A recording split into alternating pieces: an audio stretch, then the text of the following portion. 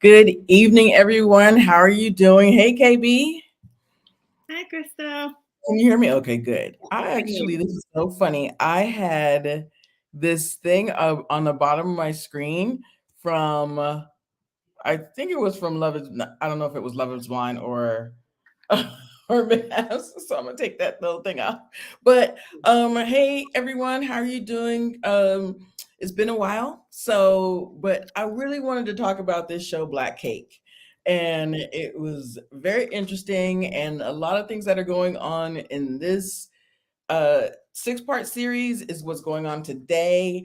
And so let's just get into it. How are you doing, KB? What's going on? I'm good. Hey, Shireen. Hey, how are you Mhm. doing? So I'm gonna let me share my screen. So Black I don't Cake. know what you Hold mean on, by. hold on a second. See, now it's been too long. Okay. Because stuff starts messing up on me. So so KB, tell me what you thought about Black Cake because it's so interesting. As soon as you saw it, you said I liked it, but the accents because you are Okay, yes. If anyone can't tell, all of this, and I wore my whole Trini shirt. I am from Trinidad. The accents, it was the storyline. I felt like this could be somebody from my family, just with some of the storylines in the show. But the accents. but the well. Okay, accents. so let me ask you a question because the men from Jamaica, like in now, just so you guys know, there's going to be a trigger warning in about episode 3. Am I right? About Yeah, episode 3. episode 3. There's going to be an essay, so we will be giving some we will be give spoilers. We're just going to totally review this at the 1 through 4, and then 5 next week, and then 6.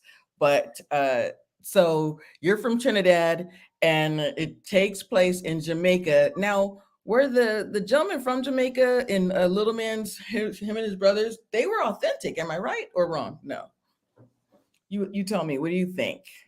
I think they didn't bother me as much. I can't say I pinpointed anyone other than the main character.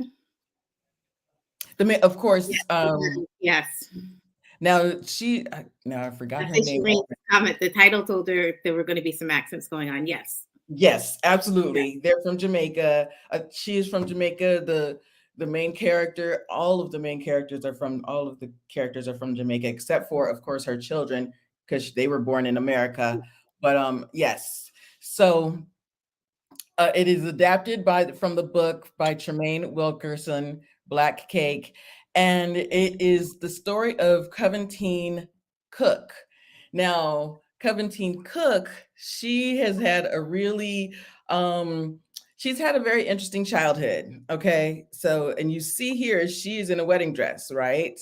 Because at 16, her father, and I didn't clip a picture of her father. I wasn't able to get a picture of her father. So it's actually kind of a retrospective because Mhm. this is her after she's passed, she's now recorded her true story, and for her children to find out what really happened because her children all their life thought she was, well, didn't know who she was. Well, Anytime they asked before we about, get into that, can we talk about the opening scene where yes. she's sick in the front? Like, I know it goes like that, but Yes, this yeah. is the beginning scene, and I think did I get a picture of her surfing? Go ahead, keep going.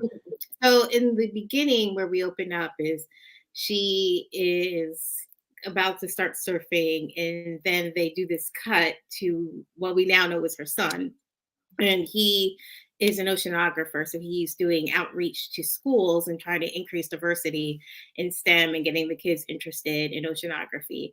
And she's out in the beach and she's surfing, and then she crashes, and then you see her in the hospital, and then her son goes to the hospital to go visit her.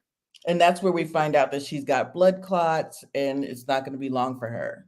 Yes, and a brain tumor, I believe, Mhm. right? Right. And so her son is calling his sister. She's not picking up. He texts his sister and says, mom got into an accident. No response. And even when he's calling, her voicemail says, um, just leave a text, right? So the next message that he leaves is, mom got in an I accident. had an accident. Right. Yeah, and then a year later, you find out that the mom passed away. So, and this is one is I love the show, but one issue I did have with it was the timelines, and we immediately know something's going on with this sister. Yes. We immediately know she's going through something, and yeah, she's going through some type of turmoil. So yes, and basically, the son has taken on everything. Has taken on everything, and the sister, in his mind, they've allowed her to be flighty. Yes. But that's not the case. Okay. So go ahead. What were you going to say? Yeah, I was just going to say it was interesting that the son would say, mom got into an accident, but she's okay, right after you find out that she has this brain tumor. Right. Well, I think, and for the son, like I said, he's taking on so much. I feel like he was going to tell her that when she got to the hospital, or if she had ever called back or something. But technically, I mean, she was surfing. It just made her feel. Now we know about Coventina or Ellie, um, that she needs to surf. She needs to be close to the water, right? Yes. Yes. And yeah, and I don't know how old she is here, but she's at least 70, at least. And then Yes, that would make sense because she grew up in the 50s. Yes. right. Mhm. So then they get back together, and at the reading of, I guess the sister thought it was just going to be the reading of the will. Turns out it's going to be a retrospective of their mother's life. Yes. Yeah. So now we go and we retro back to Coventine's life, Coventine Cook, and this is her best friend Bunny. And Coventine's kind of had her father. Go ahead. I was going to say, before that, we have to find out that her name is Coventine. Because the kids Yes. don't even know that. Let's go back here. Okay, so this is Eleanor who passed away. Yes. Yes, that's Eleanor who passed away.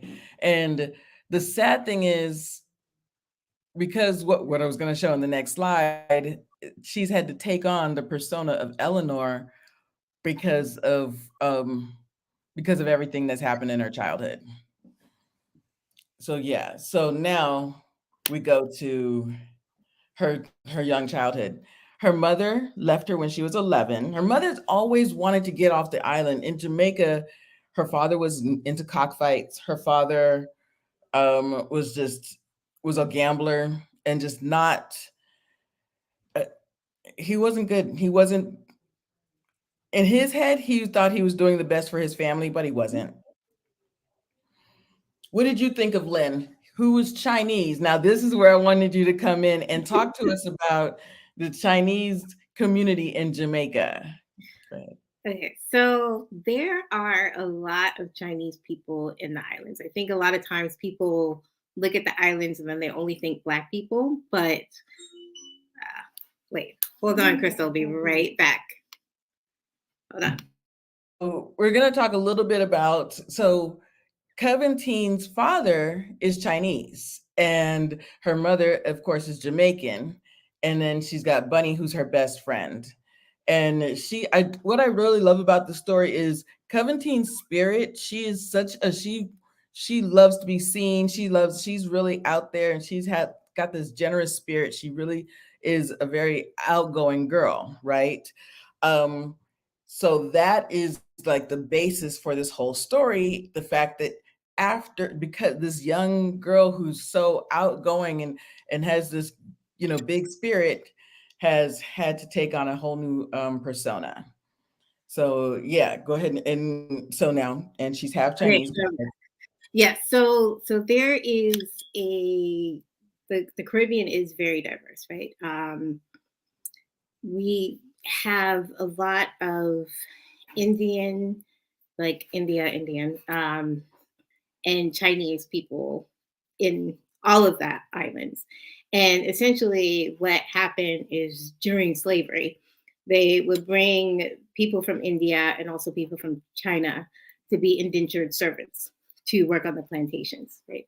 And so you have a lot of people that are still there, and a lot of communities that are essentially segregated communities, but they're kind of like traditionally segregated communities because those are the cultures. Yes, Sheree, there's a big blend where there are many of us, right? So I think the persona is that we're only Black, but there really is a big melting pot in the Caribbean. So one of the things that stuck out to me was how new his family was to the island, but there are Chinese people dating back to the islands from the 1800s. So that was one thing that stuck out to me. And in my personal family, I actually have an uncle who is half Black and half Chinese, and he's from Jamaica. So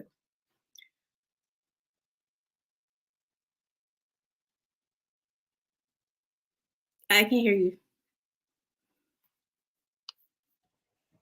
There are a lot of Chinese blended into the Caribbean culture, true in Panama, for instance. Mhm. And it's so funny. Shireen's in the chat, and I was telling her as soon as you said it was a good movie, except for the accents, I said, I feel like my friend Shireen, who's from Panama, would probably say the same thing.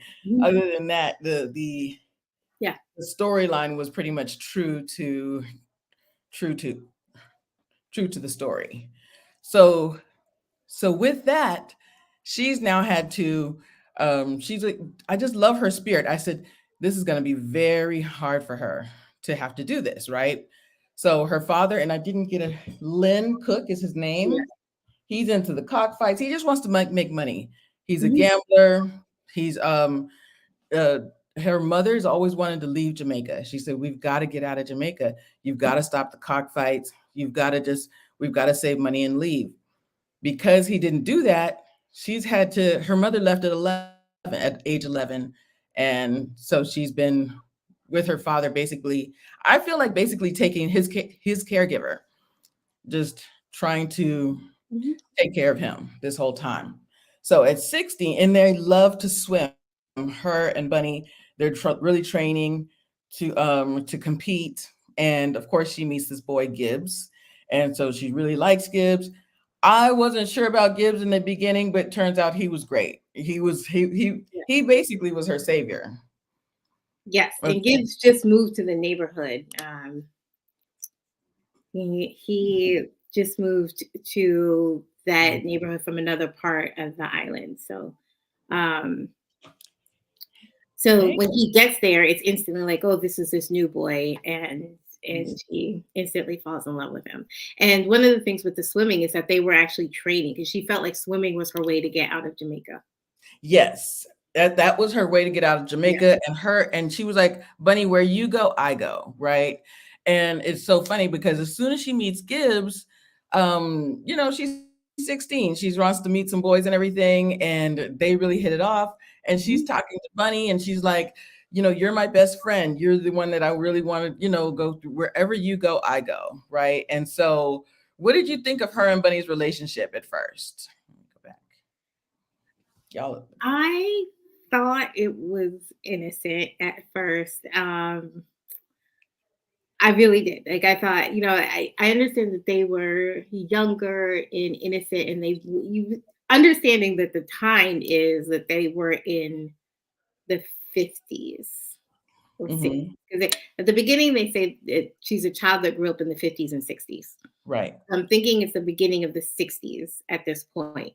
And you think about the innocence of what they had. And one of the sayings that I like to say, and I told you this, is that as we think about the US South, you have to remember that the Caribbean is south of the South.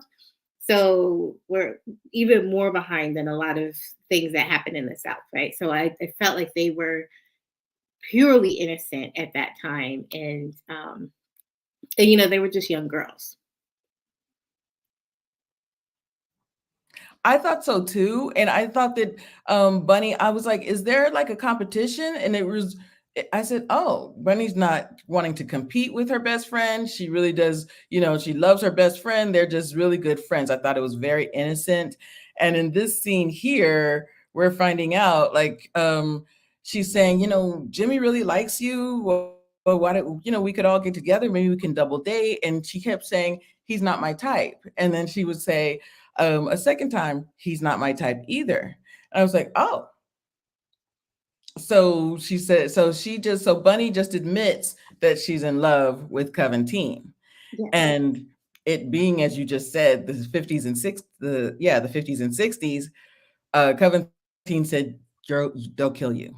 Don't say that again. I love you like a friend, but and I honestly was like, Bunny, she's trying to save your life. she, and she said, and I think she always felt bad that she had to hide that from everyone. But she said, don't say another word. Don't, I love you like a friend, but that's it. So yeah, this is gonna come up again later on. So, and then this is kind of after this, and then some other things transpire. So after that, so around the same time. Wait, before we go into that, I will just give you context about just how the islands are south of the South, right? Okay. So, Oh yes. Trinidad, we just took homosexuality off of the criminal code, I think in 2015. It was either 2015 or 2017. And then I remember the other island saying that Trinidad was going to hell because we stopped making it criminal to be gay. So it's like, it's south of it. Like, she was really saving her life. 2015. Yes. Wow. Y'all I'm just being quiet. Just deep that. Just let that sink in. She was truly saving her life. She was saying, don't say a word. I'm truly just saving your life. Just, they will kill you. She literally said, they will kill you. and everyone will kill you, or worse. Like, and I said, yes. And have you ever watched that show? Oh gosh, what's that? Oh gosh, it's gonna hit me now. It was on Fox. It was about the black trans woman on Pose? Not Pose. yes, Pose. Okay. Mm-hmm. Pose. So the one that used to read everyone, whose name now is escaping me completely. It was like Mother Electra. Okay. So she's also from Trinidad. Like she's from so the Twin Islands, Trinidad and Tobago. So she's from Tobago, and that is one of the reasons why she left Tobago is they were going to kill her. Yes. Wow. So I don't know when they take that off the books in Jamaica, but just think if they just took that off the books in 2015, yeah, she was saving her life. Yeah. So now, while all of this is going on, she's telling her best friend, don't say a word. Her father owes money to loan sharks. Her father owns he's just like a corner store, in Jamaica. You get canned foods, you get meat, you get, sugar, flour, and things like that. And he owns a little corner store, and he's out to loan sharks, right? And he's into the cockfights. And so her father we see before I talk about the father, what the father does, there's the loan sharks come and visit Covey in the house. Covey's at the house by herself. She's cooking for herself. She's cooking herself dinner. She's got the music playing. It's like a Saturday afternoon. You're playing music. You're cooking for yourself. Think you're having a good day. And the loan shark's name, head of the loan shark's name is Little Man. Little Man comes and pays her a visit and basically almost assaults her. And she runs into the other room, and she was about to call 911 or the police. And then she says, no, I can't do that because she didn't know what to do. Yeah. So she hides in her bedroom until her father comes home. And the father, to my surprise, says, calm down. He's trying to court you. And what did you think about that scene? I was scared for her. And the other thing, and I know you have the pictures in the next slide, but Right. it's you have to envision for anybody that didn't see it. It's a 14-year-old girl, and although we call him little man, that's a grown man. That is a whole grown man. It's a whole That grown man. He's that at least wants a 6'2". They little girl. call him Little Man as like his nickname, but he's a grown man. Yes, yes, and yeah. So I was scared for her and upset with the dad. Um, Sadly, again with the times, not as shocked, but upset with the dad. Yeah. Yeah, I agree. I was not shocked at the time, and with what was going on, but I was just so angry at the father, but Mhm. at the same time, I was like, it's Jamaica, like she's 60. And she said, why would he want to come court me when I'm barely old enough to date? You know? And also the father didn't want her dating Gibbs, but then of course, because the father is owes this man money, he's basically sold his daughter, y'all. He sold her. He sold his daughter. So and they have this disgusting conversation, the father, whose name is Lynn, and little man saying, a young girl like that, she's too wild. She needs to be tamed. She needs to find a husband. So and I was like, oh no, here it comes, right? So in the next slide, for the next 2 weeks, we're preparing for this wedding. Yes. And this is little man. Y'all, this is a big grown man. Grown man. And she's like, who is gonna stop? Who is gonna stop this from happening? Who, why isn't nobody saying anything? Why isn't nobody helping me? Right. So Gibbs, I think I have Gibbs. So you see Gibbs in the next picture. I have Gibbs. Gibbs was the guy that she was dating.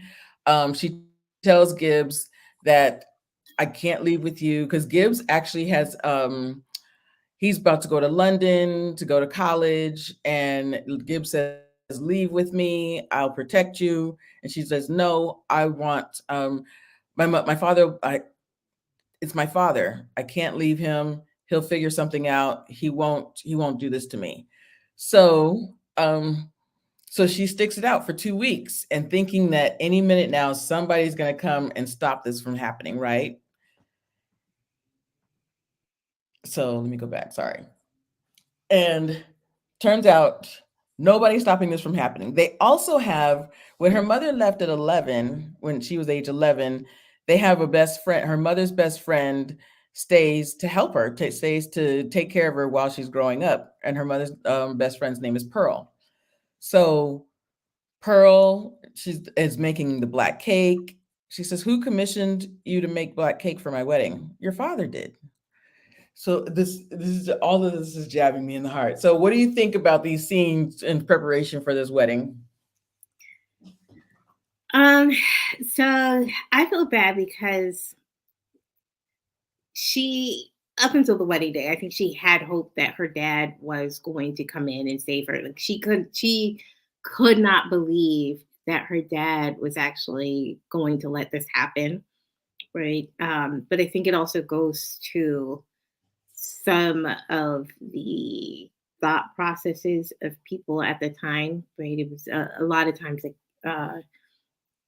your children were, especially the girls, right? Like you were just property of your Right. parents, right?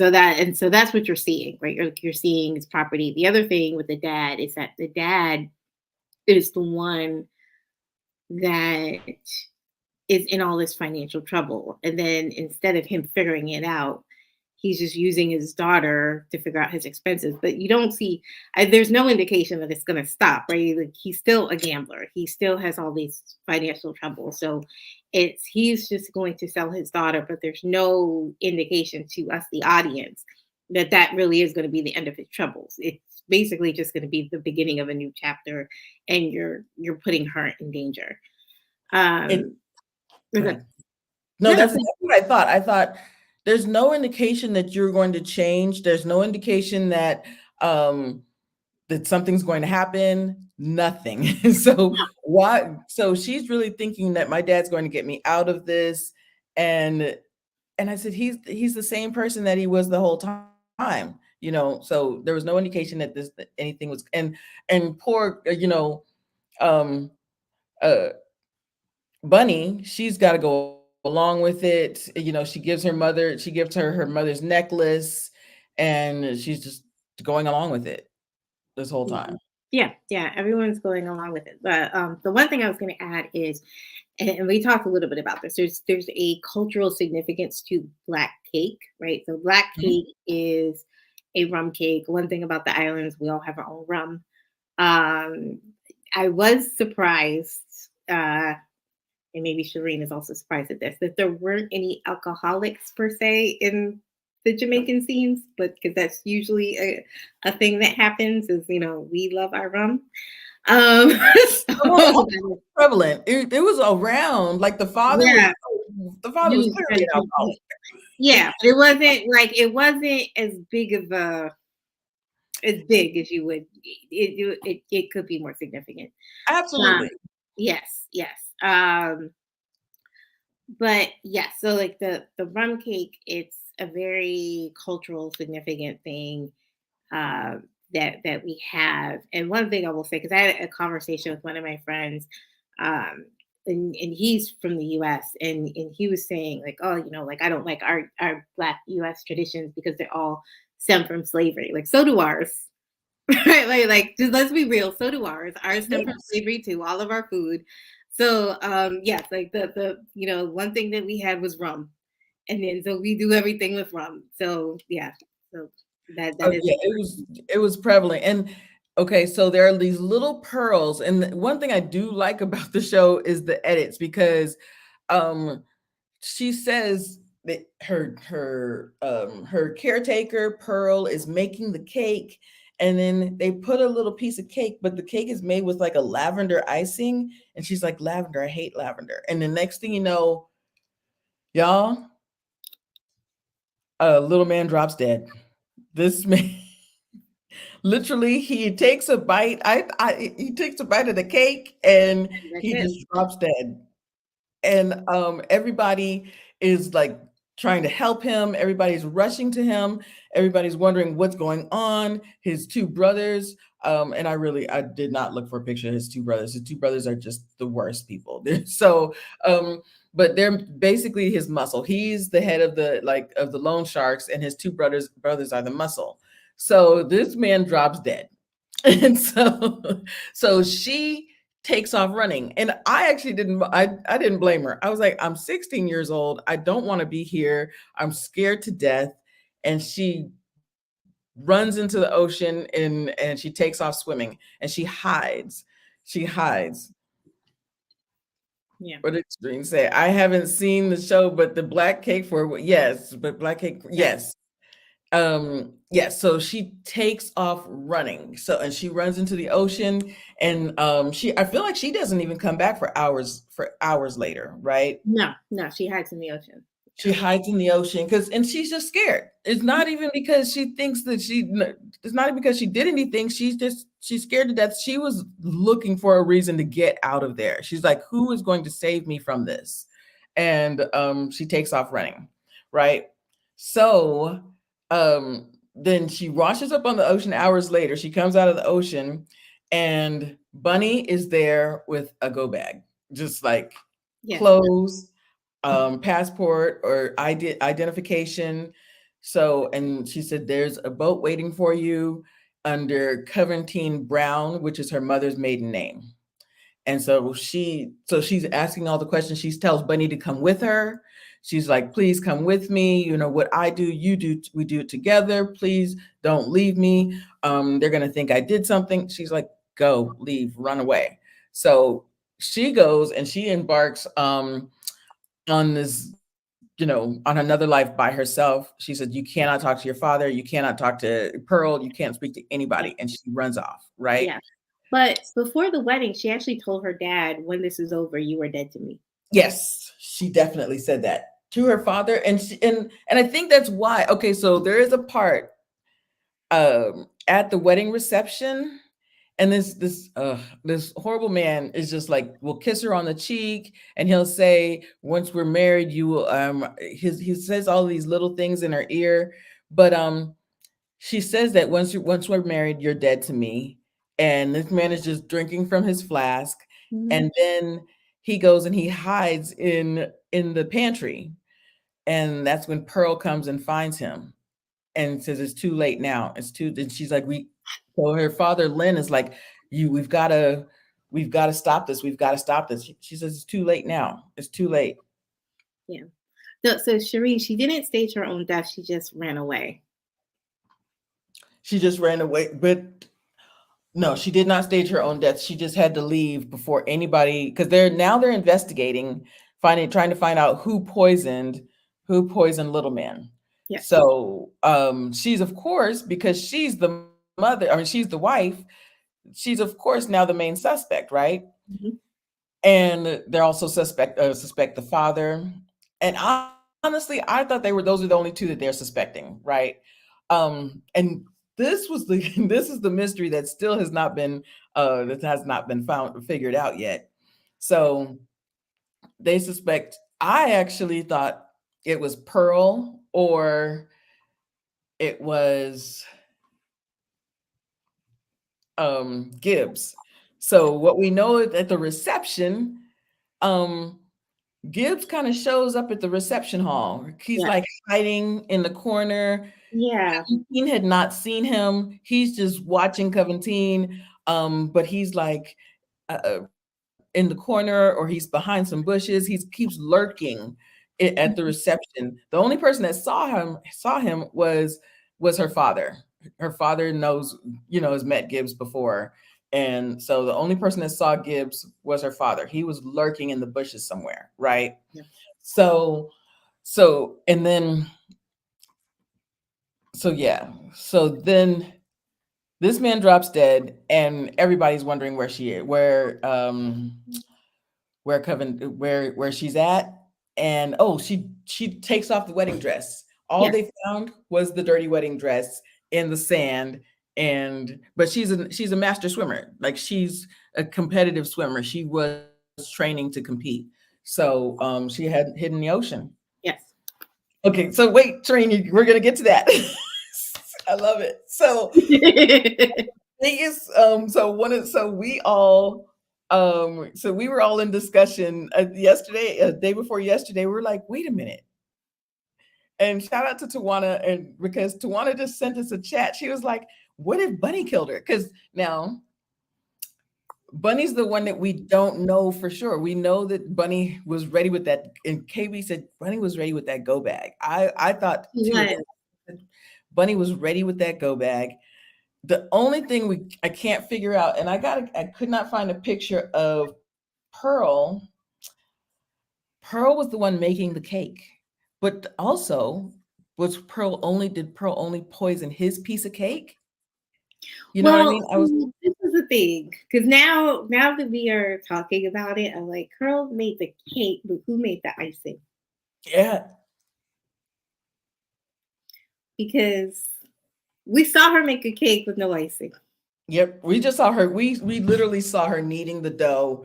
She talked to Pearl about the cake, but we didn't. And I remember, so we knew that she wasn't going to eat that cake, because she said lavender. I hate lavender, Yeah. and she would eat the cake, but not with that icing. So you're right. Who made the icing? Where'd the icing come from? So we don't know that one piece. That is the big puzzle that we've all been asking: is who poisoned Little Man? Basically, Yes. I just don't think her father did it. He's just, honestly, the man's a coward. Yeah, I don't think he did either. The I really man's a don't. coward.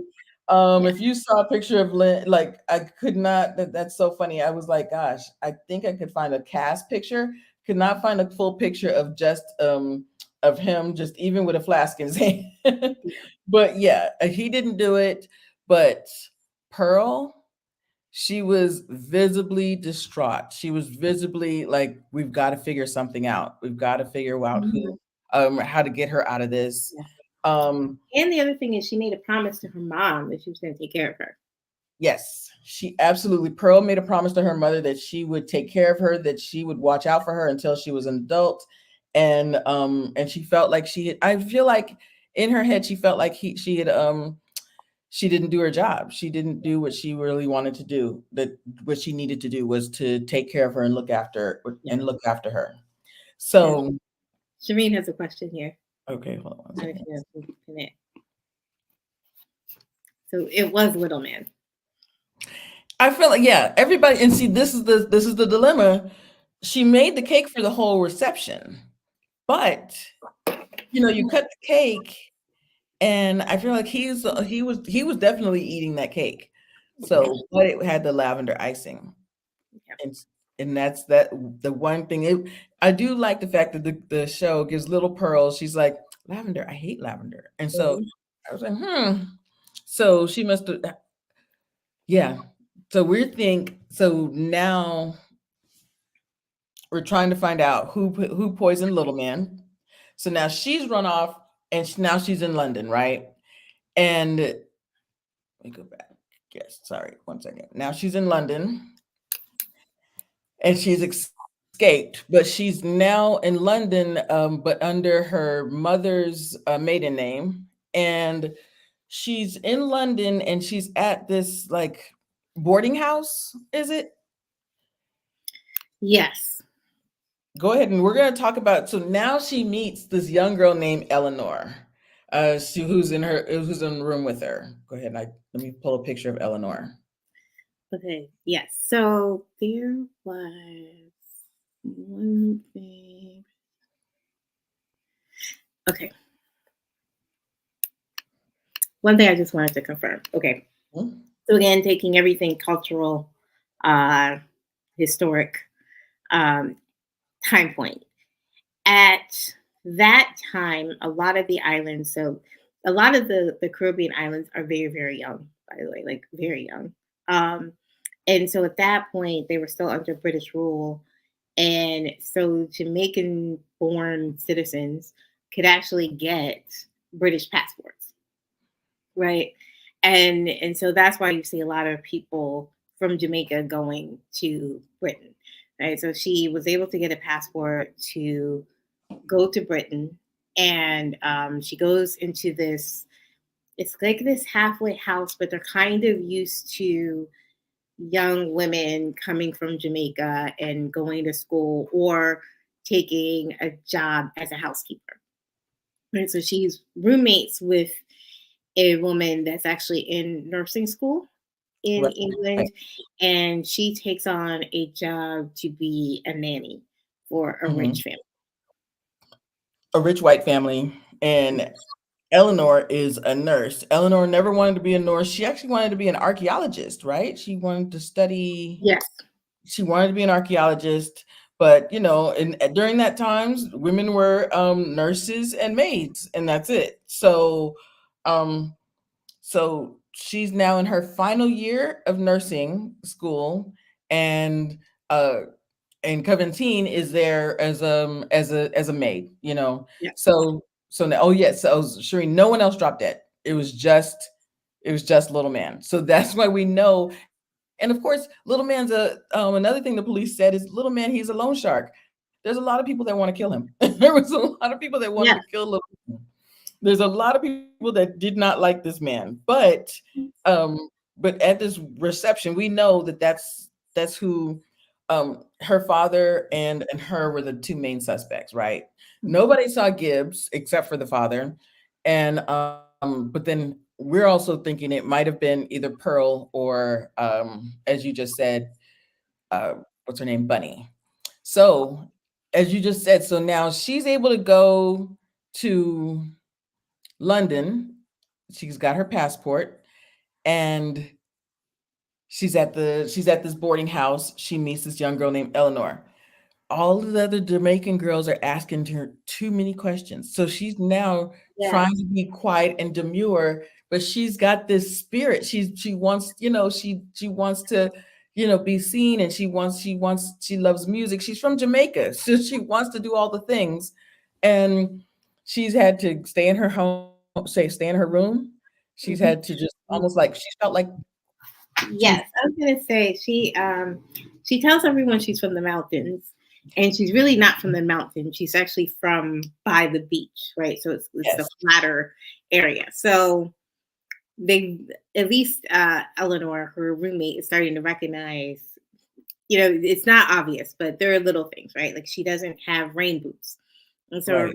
her roommate's like, "Well, you don't have rain boots, but you're from the mountains," and they start asking her questions about the mountains, and she doesn't know the answer because that's not where she's from. She's from the beach. And it's just becoming way too hard for her to keep up this persona because of course she's from the beach, so she doesn't, like you said, just says about the rain boots. And then they're all having for Eleanor's final for Eleanor's graduation, nursing graduation, they make her a cake. She makes a black cake for Eleanor. They have a little party, a little get together, and one of the other Jamaican girls invites these guys. She invites the guy, and he's like, "Well, hey, I'm from the same place you're from. Where'd you go to school?" And now she's had to keep up this lie because he went to the same school, or no, that school It's all boys. is all boys school. And so she's like, "Oh no, it just became co-ed." Like she's constantly having to keep up with these lies, Mhm. and so she can't keep up with these lies, and so she talks to Eleanor that night, and she's like, "Didn't you just say that there's an archaeologist school in wasn't it Sweden? Scotland. Scotland. And let's just go to Scotland. Let's get up on like she like motivates her to like let's take the train, let's run, let's leave. I know that you want to be a nurse or you don't want to be a nurse. You've always wanted to do this. Let's go." And so she finally, while Eleanor finally says yes, let's go, she gets on the train and what they're having a discussion. What do they start talking about? And she said she has to tell Eleanor the truth. Oh, they were talking about um I think it was like basically holding in secrets. And then the roommate says to her, "You don't have to tell me now. You can tell, or you don't ever have to tell me. But if you want to, you can say it in your own time."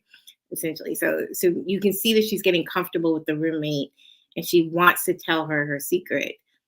And then the train crashes.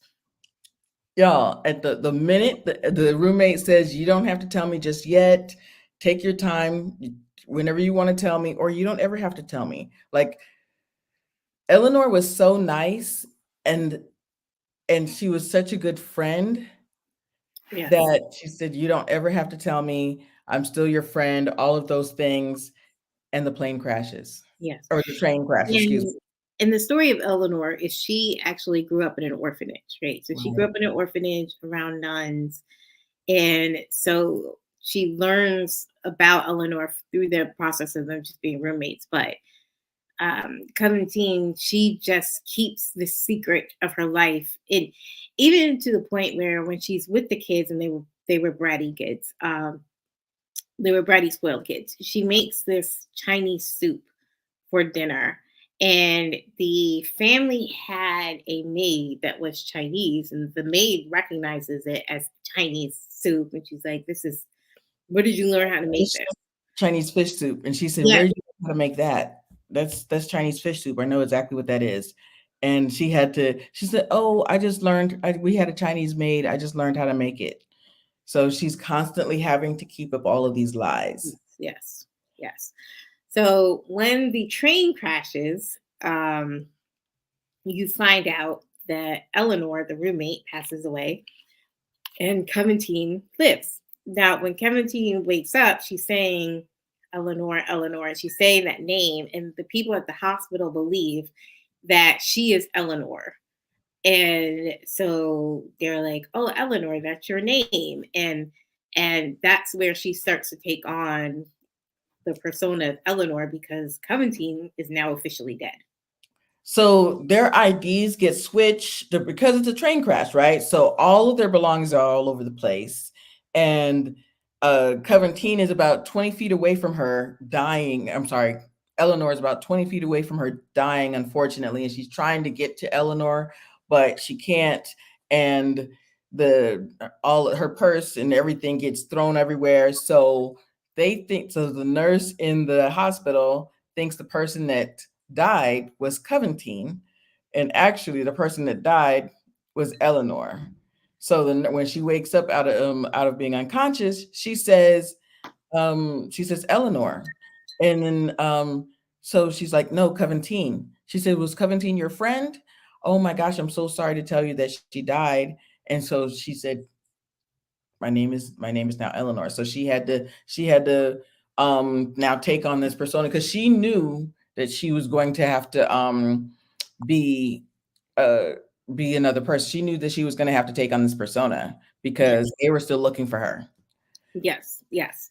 And the nurse also takes care of her because she sees the nursing papers, so she thinks that she's also a fellow nurse. Right. And word gets back to Jamaica that Clementine has died in this plane crash. So, or in this train crash. So now Clementine is legally dead in England and Jamaica, and everyone thinks like, oh, oh, now she's dead. And they think that she killed little man and that she ran away to England and then she died in this train crash. And so you see the reactions of people in Jamaica. Yes, now they've had this funeral for her, right? So now they have this funeral for her. Now they know that that she was in London with her father's, or sorry, her mother's maiden name, and now they're saying just because your daughter's dead, he had some other what's his name, little man. He had some other people trying to kill him, and they're still looking at the other suspects. They're still looking at the other suspects, but her father and Bunny and Pearl. I finally found a picture of Pearl. I'm gonna Pearl and what's his name and Lynn? Lynn. Yes, thank you. And Lynn, and now they're going to so now Lynn is devastated, right? So he's devastated because he thinks that his daughter is dead, and he's now just drowning in his sorrows. He's drunk and he's sad because, of course, he's thinking, of course, that it's all his fault because it is all his fault. Mhm. And so, what Yeah. did you think about this scene? Because to me, I was so Pearl. Okay, I found it. Let me pull the picture of Pearl and Lynn. So Pearl drags this man out of the ocean, and I was so Mhm. mad. Y'all, if I said, "Let him die." So, I, I just he literally went into the ocean and fully went in and, fell face first, right? Yeah. He was gonna So kill himself. this is, Ellie's father, or no, I'm sorry, Coventine's father, and this is Pearl. Pearl was her caretaker. She was her mother's best friend. She was the person that she, just took care of her, and looked out for her, and promised her mother that she would take care of her. And this is her father. So, and then this is this the scene he said, "Why did you come and rescue me? This is all my fault." And it was all his fault. It was all his fault. So, yeah, what did you think about him pulling her out of I'm sorry, think of Pearl pulling, what's his name, Lynn out of the ocean? Um,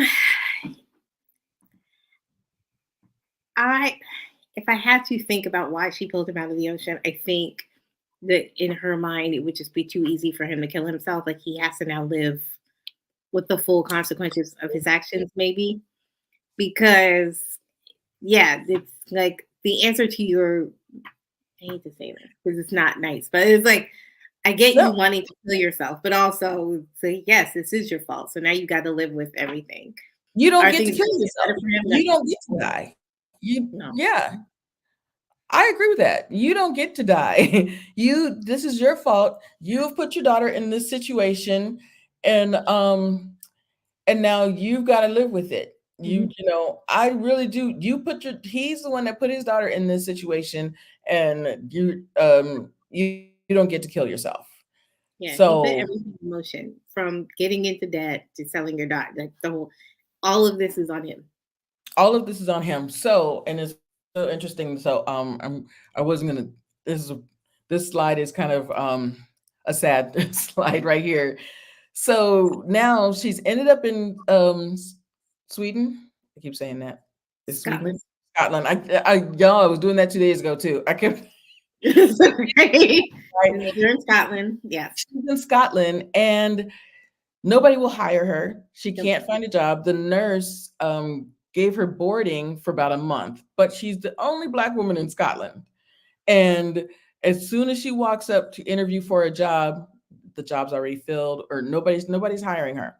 And also, she of course has adapted Eleanor's resume because Eleanor had just graduated nursing school, so she doesn't have nursing skills, y'all. So now she's trying to be a bookkeeper. She's just trying to find any job. She said, I'll clean, I'll do whatever. I just need a job. I need to pay my rent. I need to pay for my boarding. I need to live, right?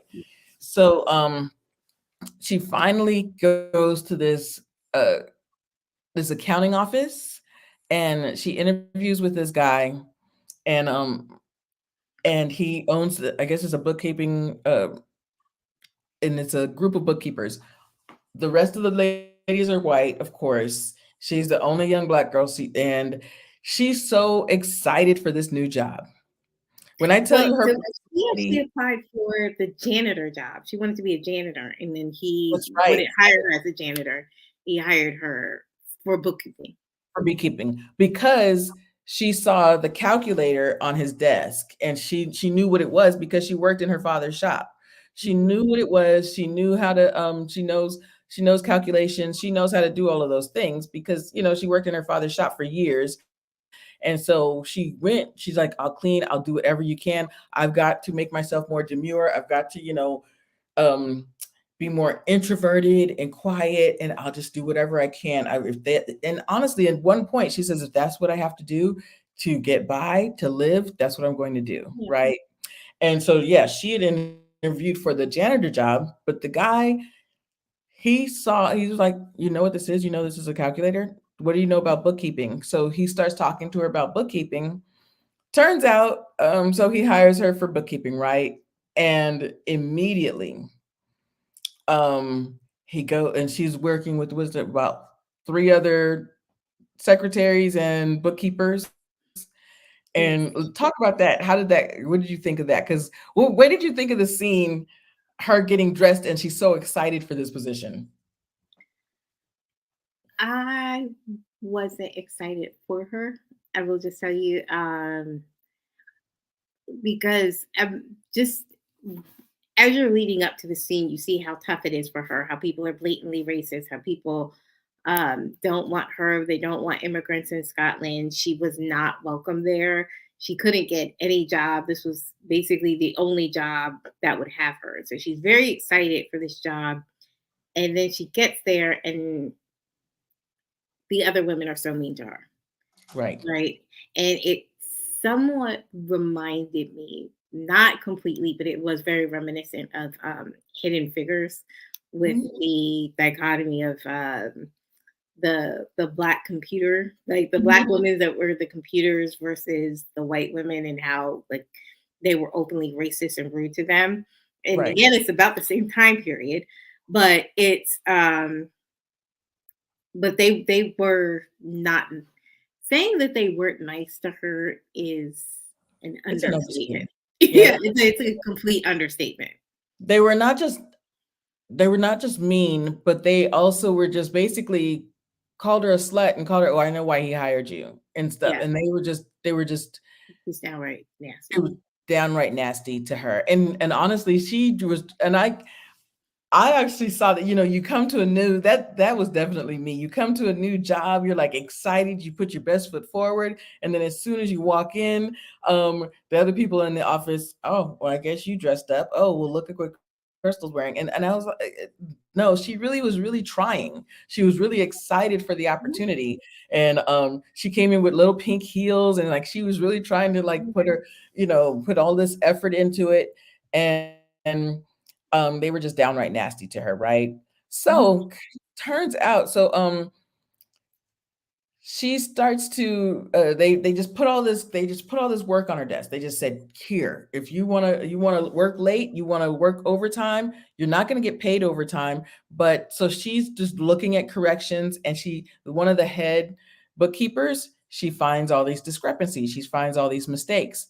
So she goes to the boss and she tells him about all these mistakes. And he says, thank you for telling me, and if they give Well, you before trouble. he goes to her Yeah. into before she went to him, she went to her Oh, that's right. directly, and she was again nasty and rude. Was like, I don't make mistakes. This Right. So is she what I. goes to her. No, that is key, because something that the girl says later on, and y'all were coming up to a very pivotal scene. Yeah. So that's key, because something that the girl says later on, we're gonna discuss in a second. So tells the guy, so she tells the boss, no, I really am seeing some discrepancies, and I've already discussed it with her, and she says she doesn't make mistakes, but I really think I'm seeing some mistakes here. So the guy sees the mistakes, and the minute he says something to the white bookkeeper, the head bookkeeper, he tells the white bookkeeper, she's not going to be helping you. She's having dinner with my at my house tonight. And this is the scene. She's so afraid. She's so afraid. Is this before or after this man cut? This is before he cuts himself, right? Yes. So she's so afraid. She says, I better just go to dinner. No, I think this was And after.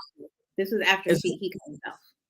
so he cuts himself. Yeah. And as you remember, she's got a certified nurse on her resume, right? So she has padded her resume as Eleanor's resume, and she gets a little squeamish from the blood from this man cutting himself, right? And I said, just say you just got out of the train accident. Say something else. But he's like, a nurse that is squeamish over blood. That's really interesting. So he he sees that, and he's like, something's up here, right? So and then he says, come to dinner at my house. What did you think when that dinner scene happened? Because that kind of tripped me up. Go ahead. So the dinner scene, um, it's it's hard to explain. It's like something, right? Like Something's you're not up. safe, right? Yeah, yeah. But okay, so y'all, his wife opens the door. His wife opens the Mhm. door, and they have dinner with the three of them, his wife, and Coventine. And so and honestly, I was relieved, but I said, something's still up. Something's going on with this Yeah, guy. yeah. Something's going on. I don't know what it is. So the dinner scene, and we find out, so the wife wants to do this whole thing in the newspaper. She wants to celebrate Coventine being alive from this horrible train accident. And she's like, I don't like being in public. I don't like, my story being told. Maybe we can do it around everybody that died in the train accident. And, I don't want my picture in the paper. She's really trying to not, because she's trying to hide her identity. Mhm. So, so And you can see that the man knows that she's hiding. yes. So the man, her boss, he figures out, he's like, something's going on here. Something's going on. Honestly, she gave a good answer to me. Like, and you're very quiet, and like, I don't want to be up front and everything. And so it was a good answer, but still he knew something was up. Yeah, yeah. So Then they go back to the office. to go back to the office, and he asked her about her resume again. And so she starts crying, and she's vulnerable, and she tells him the truth. And she says, I padded my resume, and I put that I just couldn't get any work. I couldn't get a job. So I said that I was a nurse. And she doesn't say that her name is not Mm. Eleanor, right? So she's basically said that she's lied. But at this point, she's crying, and this man knows that he has something over her head. So basically, he says, I knew something was up with you. I knew something was going on with you. And he grabs grabs her, and y'all, he bends her over the desk and he assaults her, sexually assaults her. Yes. And where she goes in her mind is to the ocean, right? So that's one thing that Eleanor told her, that whenever she gets homesick or whenever she's feeling down, just mentally go to the ocean. So that's where she goes. Right. And so in the scene, what you see is her swimming because that's Go what she's thinking. Yeah, Eleanor told her, "Go someplace that makes you happy." And so she felt like she was out of her body and when it was happening. And basically this man also does this with the other bookkeepers in the other room. Mhm.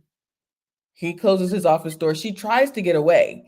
Like he goes, pulls her, grabs her and tries to kiss her and she pulls back and he assaults her. So she gets herself together and walks straight past them and walks into the bathroom. And that's when the head bookkeeper The one who comes messed up the in. books, yes. Yes, the one that was being so hateful to her the whole time. And that's when this is what we were saying. She says, "We tried to tell you, we tried to warn you." They didn't. Right, and you talk about They that a didn't. little bit Yeah, because they didn't. They didn't try to warn her. I mean, they were just nasty to her, but she's saying, "Oh, we tried to warn you. This is what happens. This is what he does." And what she says is essentially that he has done this to all of the women, but because they feel like they don't have any other alternative, right? He takes vulnerable women that can't get any other job, hires them, assaults them, and then they just stay. They feel compelled to stay. So the woman's like, "Well, I think her husband passed away, but she has a son, and so she's just like, where else am I going to work?" right. Eleanor asks her, why didn't you just leave? And she says, because he knew that my husband had passed away. My husband died, and I was a single mother, and I need the money. I need Yeah. the money. My son, it's only me and my son, so I need the money. But he takes advantage of vulnerable women, and we tried to warn you, but you didn't try to warn. You were just they were just nasty on purpose. They were just nasty, and honestly, they never said don't be alone with him. They never gave him any inclination. Honestly, I thought that they were just racist. I thought they were just nasty and also jealous. I mean, look at her; she's very pretty, and then tries her best. And I just thought that she was. I just thought that they were just being mean and racist. Mhm. So Eleanor leaves. Yes. So Shireen, I don't know if you've missed this. She had to take Eleanor's identity. Yes. She had to take Eleanor's identity because she's still hiding from Little Man and his although Little Man died, he's still got plenty of people that would kill for him. He's still got his brothers are the goon squad. His brothers are when I say his brothers are just mean, his Yeah. brothers were the muscle. And his brothers were constantly looking for trying to find out who killed him. So she's hiding from them. And you even talk about that a little bit. You said no, it's always just it's always street Oh, the justice. Island Street Justice. Yes. Island street justice. So, one of the things that it was George Zimmerman, right? I was talking to one of my cousins when George Zimmerman and Trayvon Martin happened, and my cousin was genuinely wondering why people didn't just kill George Zimmerman, right? Like it was like a genuine question, like why didn't the people just kill him? Because that's what happens in the islands, right? It's Yeah. just there are police, but they don't operate in the same way that the US police do. Mhm. And so it really is an eye for an eye a lot of times, right? Right. And so they couldn't understand why we just didn't kill George Zimmerman. I had to explain, well, the police don't work like that.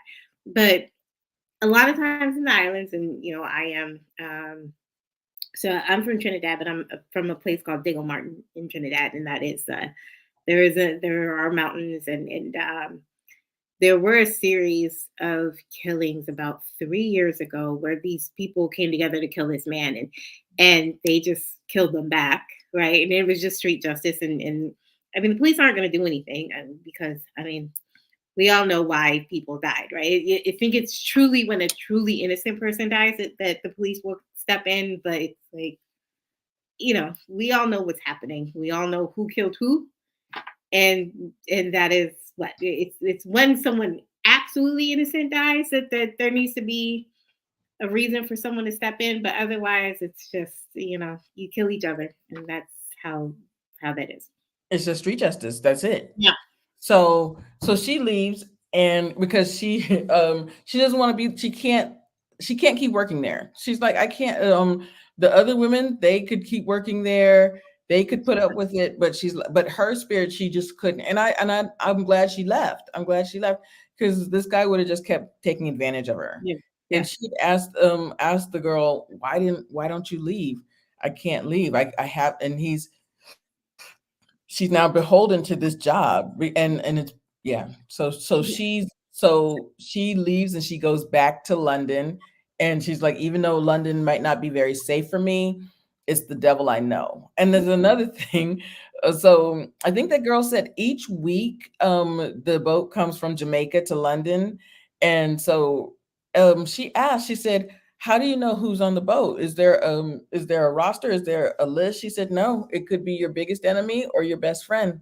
So she was like, I've got to get out of here. So, but now after this has happened, after she's been raped, after she's been assaulted, she's in London is the devil I know. London is the what I know. So she goes back to London. And that's where she sees Gibbs again. I'm gonna see it. Okay. So now Gibbs, he's either, I don't know what point. And see, this is the only one of the parts that kind of frustrates me with the movie is the time jumps. I'm thinking that it's a couple of So, months. to be fair, right now we're in episode 3, and the way that it's shot is it's shot, you thinking she goes back to London and then she sees Gibbs, right? Um, and there is no jump. So this is honestly the end of episode 3, the last few 2 to 5 minutes of episode 3, where she's seeing the civil rights protest, and Gibbs is the one with the megaphone, and he sees her and she sees him, and then they run to each other. And that's the end of the Yes. episode. And this part I do like, because it keeps the suspense, because there's also a train coming, a little the one of the double decker bus, and she's not sure if she wants to see Gibbs again, but she is pining. She's like, she needs some connection to Jamaica. She Mhm. needs some connection to her past life. She needs to a connection to the people that really loved her. So Gibbs sees her across the street, and he runs straight to her. Like they're back together again. But what's interesting to me is the conversation, that their first conversation. He says, I tried to forget about you. I've dated a couple of people. Like, I've tried to have other connections, but they just none of them compared to you. And he said, I'm sure you didn't wait for me. That stuck in my head, because I was like, huh. And she said, no, I'm not with anybody. You're the only person I thought about, right? Yes. So yeah. So they are now back together. They're at the movies for episode 4. They're back together. They're at the movies, and they're in London. They're dating. They're in love. And she sees somebody from the boarding house. Another one, the Jamaican girl that was trying to introduce her to all these guys. The Jamaican girl that wanted to go to the boat. One of those girls, and she's like, Coventine, where's Eleanor? And so she runs Yes. because, And she says, "We thought you died. Where's Eleanor?" Yes. right, we thought you died. Where's Eleanor? So of course, Eleanor, Coventine slash Eleanor, um, she runs away, because she is Eleanor. And the only person that knows it is Gibbs, because she's got to keep up this identity. She's got to keep Yeah. up this she's got to keep up uh faking her identity and being another person. So now Gibbs says, "Let's go to America. Let's go to the United States. Let's leave. I want to marry you." And so they get married. So, yeah. So they get married. Okay, so now what did you think about the transition from episode 3 to episode 4? The beginning. Yeah. Okay. I felt like that transition was fine. There towards the end, which we'll talk about when we get there. Okay. That was different. But yeah, the beginning transition I thought was fine. The beginning of transition, they're pregnant. They're in the United States. They're happy. They Yeah, have to go to two California. kids. My issue with the transition, and I'm hoping because of we got 2 episodes left, you guys. I just wanted more about what happened to what Gibbs is because he's a civil rights lawyer. Yes. Okay. All right. So I didn't realize that was a transition that you meant. Okay. Yeah. So when they go to California and it just it's like they leave London, they go to California and they get married, and then the next thing you know, they have grown kids. Right? It's like they don't have babies and they don't have toddlers and then they don't have teenagers. It's like they were young and then they have kids that are grown. And Right. that was a big transition, yes.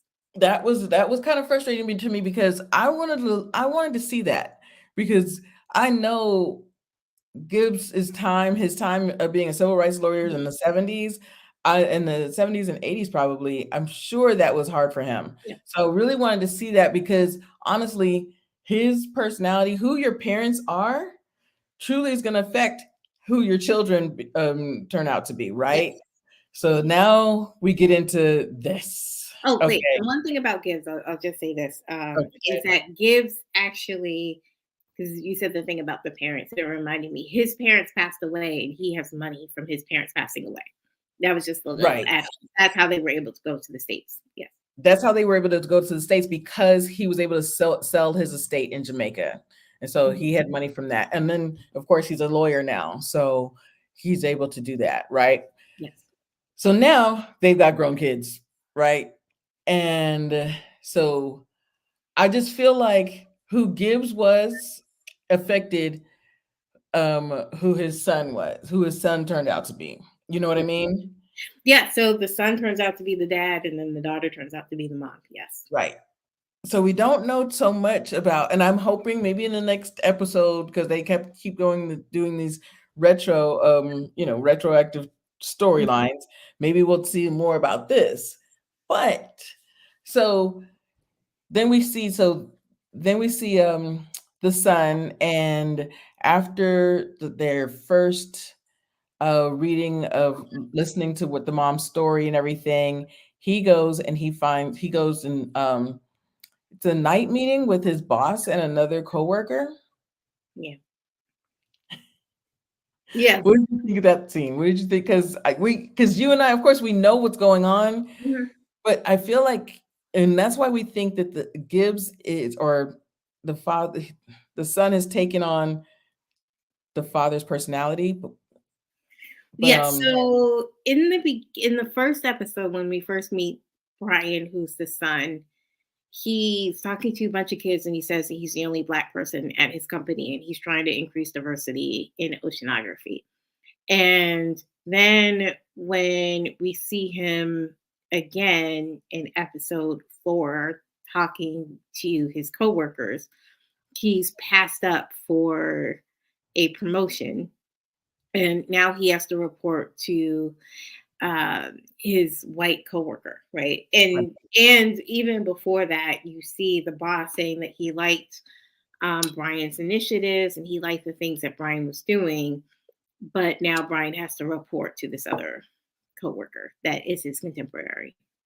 Brian has been working towards this promotion for almost 10 years. Yes. And it would seem that he's just passive. But I don't think he's passive. I just think that he probably is a little passive. I think this probably would look to be passive, but he's just, he doesn't want to make waves. He's that type of guy. He's trying to be a company man. He's trying to just be good and everything. And hopefully one day they'll see how good I am. And so that's just how he is. He's just this quiet guy who just takes care of everybody. He's just like, as again, what I said earlier, he's basically taken on the persona of being everybody's caretaker, like Gibbs took on, taking on the mother, taking on Coventine's care for and helping her for everything she wanted. Now we get to the last slide and the big scene. His sister. So so we meet her sister, and she's just kind of flighty, and and I said, there's something else going on here that we don't know about, right? And so we see her in her first in at first when she's all grown up, and uh she's in bed with another woman, or not another woman, excuse me, she's in bed with No, a no, that's wait. Is that where we started with her? I feel like we started with Mhm. her when she Or was in or was she with that man first? no. Where Well, he said, wait a "What's minute. going on?" She was with Steven a little, cause so when we first introduced to his sister, um, we're getting all these text messages. This guy's blowing up her phone. Steven's blowing up her phone. We're like, what's going on with this? Why is he blowing up her phone, right? And then she comes out of her mother's house, walking down the street, and she says, "My mother died." He said, "Oh, that's too bad. I'm sorry about that." And then he goes up to her room with her, or up to her house with her. No, okay, so I will tell you because this is where my spidey sense kicked in. Like, I Okay, was just like, okay. my spidey sense tingled in the first I scene. thought we introduced her with the girlfriend, though. That was the No, first. we did a look back for her. So it was Okay, like we met Steven first, and then we did a look back, and then we okay. recognized So how she got to Steven. the Yeah. first episode was when he says, "I got a So surprise for you, or I got something to make you yeah, feel better," or yeah, something like yeah. that. So the way She that says, they "My met, mother this is died." when my spidey sense tingle, tingle, tingle, something is wrong, danger, danger, red flag. Right. Um she's leaving, and then he says, "Oh, I was starting to think something was wrong." And then she says, "Yeah, something is wrong." Or I was saying, "Think you weren't okay." She's like, "I'm not okay. My mom died." He goes, "Oh, that's bad. But I have something that'll cheer you up. Right. That painting or that sculpture that you had, I found a buyer. Like, Mhm. I didn't want to sell that sculpture. It's personal to me." It was like, but they're willing to pay insert however much money for the sculpture. She's like, but I don't want to sell it. It's personal to me. And that's when I was like, okay, she just said her mom died, and you were like, let's sell this painting. That's when I knew something was wrong with him. And then they go back to her place, I believe, and then they had sex. But I was just like, this is not okay. He is not. Okay, This so is not my safe. spidey sense tingled about this, but not to that extent. It's so interesting, you guys. Okay, so this is the big ending into this. Well, there's a lot to this episode. Yeah. So they're already they're already in her apartment when she says he says, "Well, I got a surprise for you, or I got something to make you feel better." But she's telling this man, "My mom died," but she looks kind of coy at him, like I said, this must be in like an ex boyfriend or something like that, right? Or is this her manager? Because he says, I have something to cheer you up. That big painting that you did, or that sculpture, I got a buyer, and they want to buy it for this amount of money, right? And she says all of these things about it being personal and everything. And then he says, "Let me make you feel better," or something like that. And then they have sex. I was like, is she sleeping with her manager? I didn't get, I thought this guy's manipulating her. He's manipulating her for her art, or he's just taking advantage of her. That's what I got, the first thing. And then she wakes up the next scene, she wakes up and looking at him in bed. I was like, she don't want him. She's not happy with him. She's not happy. This guy's a jerk. And she's just doing something because she's really hurting because her mother's dead, um, and she needs something to just make her feel better, like a drug Mhm. addict or something like that. So that happens, and then the next scene when she's laying up in bed with him laying next to her, that's when we did a retro. Yes. And then the retro was her laying up in bed with a woman. Yes. I don't know what was the girlfriend's name. Do you know the Oh, I can't. girlfriend's name? I don't have the girlfriend's name, but um, the girlfriend is out and so the girlfriend is out and she's like, well, do you want to come to my parents' house for Thanksgiving? And why don't we go to your parents' house for Thanksgiving? And she's like, I don't know. My parents, I'm not out to my parents. And I said, oh, that's what it is. That's why she don't like this man, because she wants the girlfriend, right? Because she's gay. And then I said, okay, well, what's going on here? Is she bi? What's going on, right? So uh so I said, wow, she has really put this. So she goes to the house. She tells her parents, she tells her father and her mother that I have a girlfriend and I'm going to invite her for Thanksgiving. And she's just nervous. She's nervous about telling her parents about the girlfriend, right? And inviting the girlfriend. And just, you know, that's something that she's just nervous to do, right? I actually thought that they had a good dinner. What did you think about the dinner? Because I have a little take on the dinner. But what did you think about the dinner? What did you think about the dad? What the dad said? Um, I felt like the dinner was fine. I felt like the family was very welcoming for what they could have been, right? They were very excited to see her. Um, I think the judgment of Benny, the daughter, was more so based on Benny's historical actions as opposed to Benny coming to dinner with a woman. I agree. I totally think that this was all, I don't want to say all in Benny's head, but this was more Benny's insecurities. Benny's just not, um, she's just so scared. And it had more to do with Benny than it had to do with um, her parents being homophobic. Yeah, It was nothing to do with that. She just didn't want, it was more about Benny than anything. yeah. It was more about her, not uh, um Good. She dropped out of school. okay, so yeah, That's let's the go big back a thing. little bit. Yes. So the father, they go into this big blow up, right? And the father is uh she has to now tell the father, oh, I dropped out of school. Because she was being a kid, she was going to culinary school. She wanted Mhm. to be she wanted to be, she wanted to be a chef. The father's like, now you dropped out of culinary school.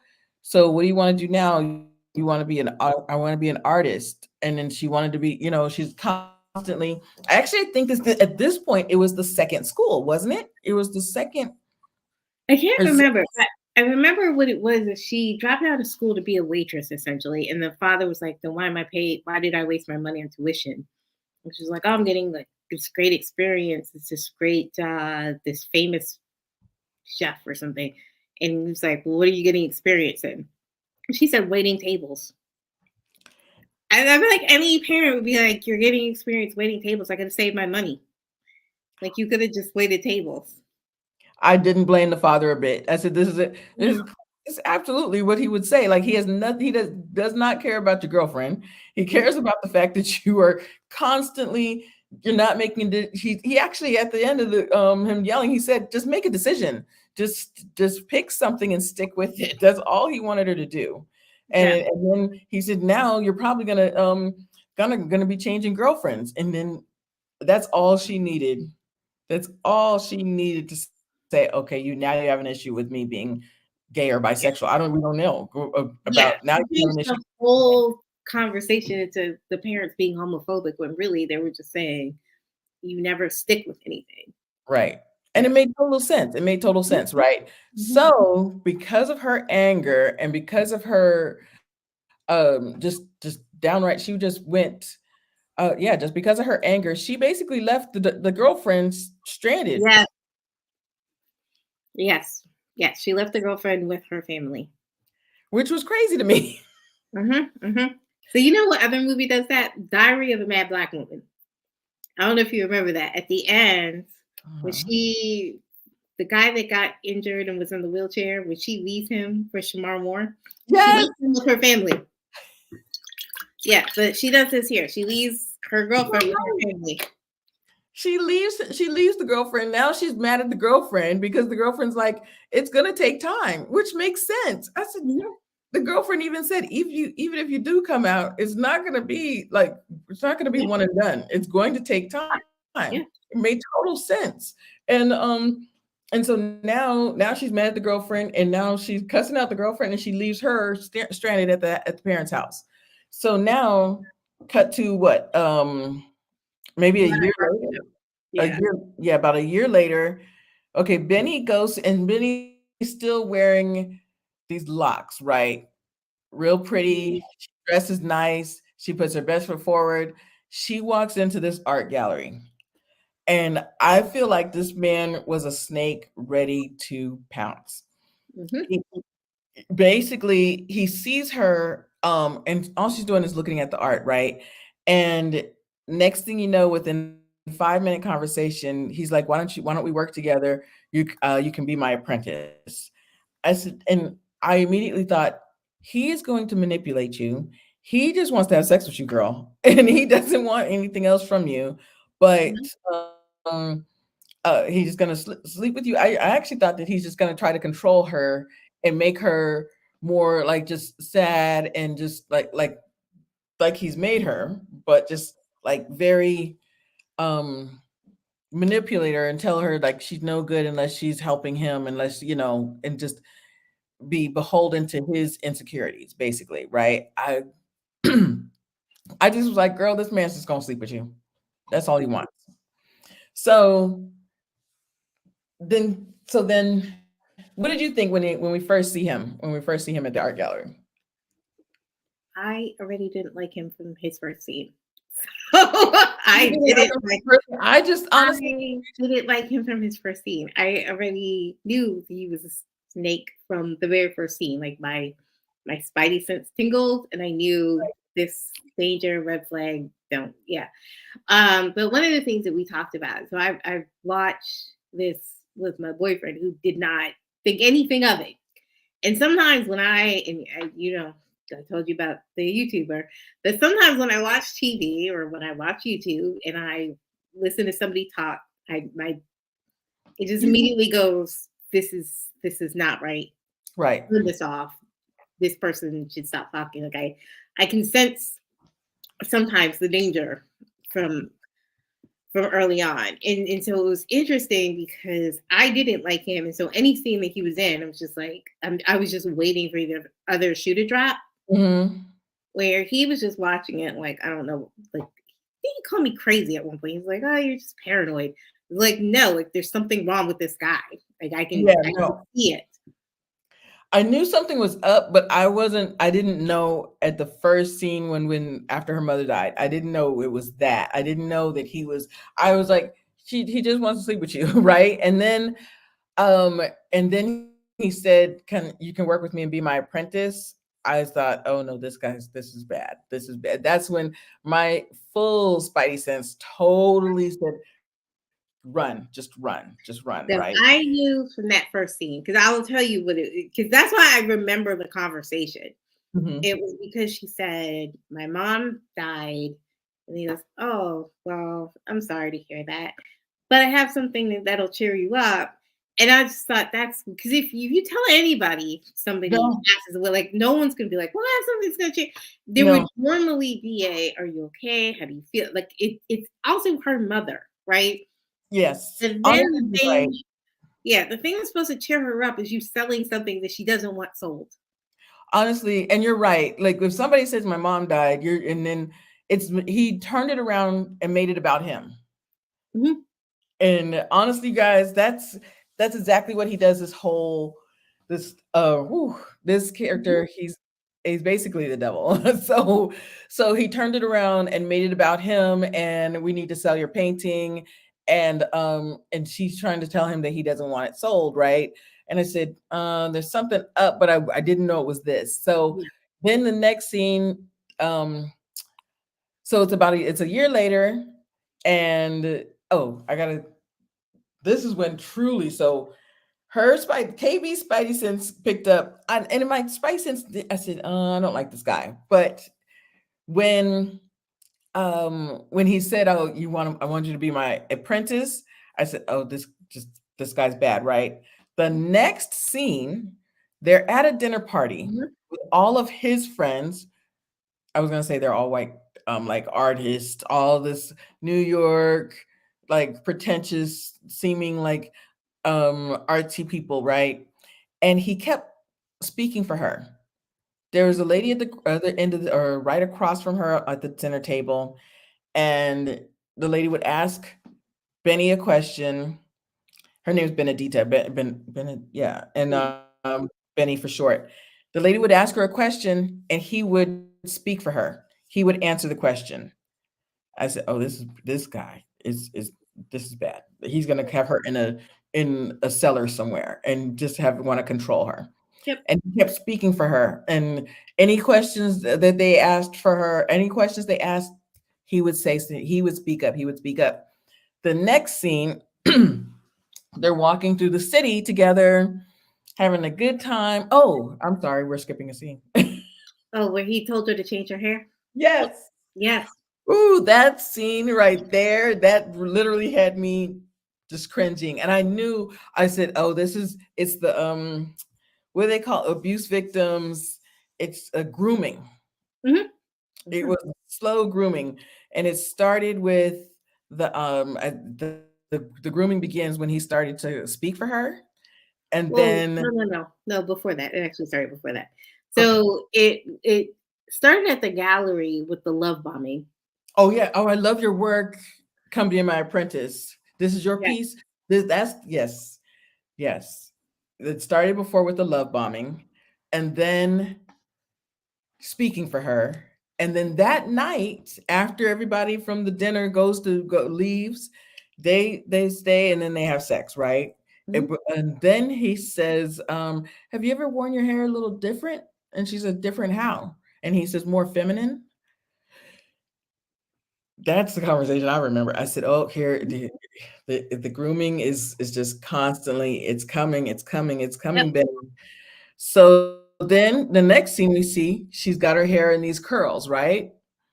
And then they run into her ex-girlfriend on the street. And so the girlfriend is so sweet, giving her a big hug. Benny, how are you doing? Oh, I don't hold grudges. I think Benny did introduce him, but it wasn't. She was actually shocked to see her. Actually, I feel like it had been 2 years, maybe. Yes. And the girlfriend asked, like, have you talked to your parents? And he was like, no. But he's again is answering for her.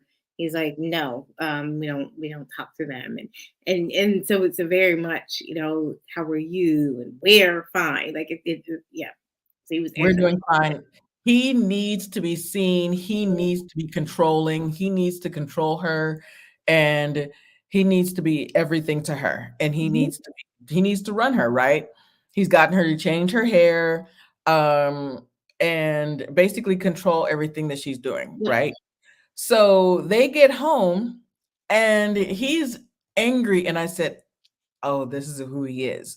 So he's angry. He's saying that she embarrassed him, that she insulted him by not introducing him, and he was being like all of these things that he was saying. I said, this is here's the abuse. And he picks up a glass, like a vase or something, and throws it at her head, and she ducked, and it hit the wall. And so she tells him to leave. So he leaves, and she's now not answering his phone calls, not any of those things. And he's fine. He's coming back, crawling back, and back to the love bombing and giving her flowers. Yes. So Yes. And he says, I'm not going to do it again. I just got so angry. I love you so much. It's just I get angry because I love you, and all, typical. Yeah. so by this time, it's been what, 2 years since she's seen her parents. Yes. And she gets a call, and they're in bed and at his house. and she gets a call that her father passed away. Mhm. She hasn't seen her father. They never reconciled. Her mother was constantly saying, "Come home," constantly saying, "We'll talk about it," constantly trying to get her back to the family. And go ahead, you talk about it. You take this part. You take this part. Go ahead. Okay. Yeah, so she basically hasn't been with her around her family. So it was funny because when I was watching this, it was kind of like, yes, of course he separated her from her family. It completes the cycle, right? So love bomb, control, separate you from your loved ones. So the she finds out that her dad passes away and she wants to go to the funeral, but then he's like, why? They don't really love you. I did all these things for you. I was the one that took you in. I was the one that took care of you. I was the one that gave you a job. I did all this. And so essentially he's telling her that um she wouldn't be where she is or who she is without him. And so discouraging her from going to her own dad's funeral. Right. Right. And then he beats her again. And he beats her up profusely. He Yeah. basically has and yeah, he just beats the hell out of her. And of course, now she can't go to her father's funeral all beaten up like this, right? And of course, the grooming has now, like you said, completes the cycle where and of course, that's what's happening. We know that that's what's happening without them saying it because he's taking care of all her now she's becoming dependent on him after he doesn't have her family around. Now she's dependent on this guy for her just living expenses, her food, everything, for everything. And he's the one abusing her, right? Mhm. And so now, excuse me, she goes to her father's funeral, but she has to stay in the car Yeah. and can't properly pay her father respects because she's beaten up. And she has this black eye. Yeah. She's a black eye, she's got a bruise on her face, on her lip. It's just she's Mhm. beaten half to death. So now she can't pay her father the proper respects. So so now she finally goes to the brother because the brother's now been resenting her this whole time because the brother thinks that you didn't show up for her father's funeral. Yes. So now we're back in real time when we're back in real time where they're listening to the tapes. And so she finally confesses to her brother that she was actually at the dad's funeral. She just didn't get out because her boyfriend beat her up. And And she's go ahead.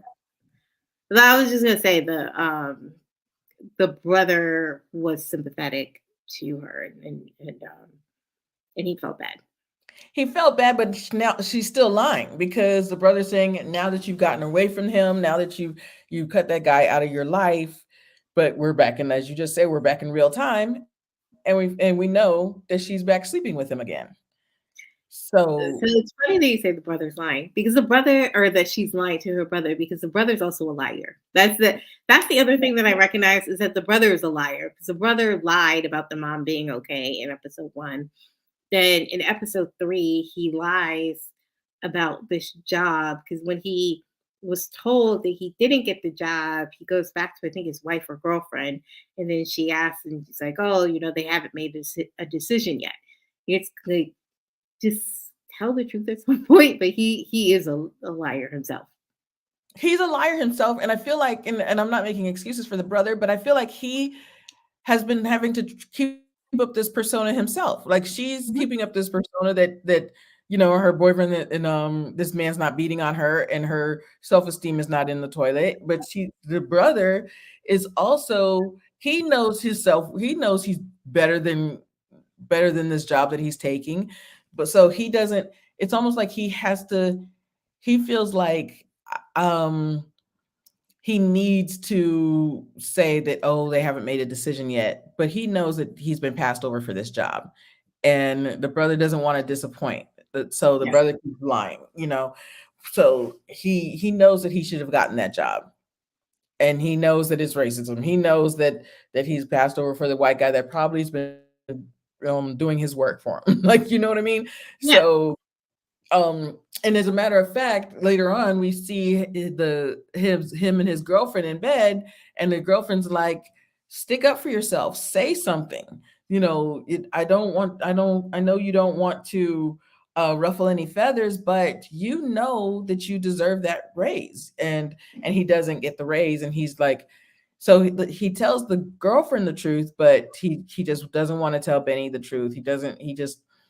He needs to keep up this persona that he's doing better than he is, Yeah. Yeah. or he would actually have to leave the job, or he'd have to, do better. Yeah. So yeah, so and he did tell in the first scene, he said, "Mom, you know, excuse me, Mom is sick," but she was really, she had a brain tumor. Like she's Yeah. almost, So and so. I have a question that's related to this. Did you see this latest episode of Underreported?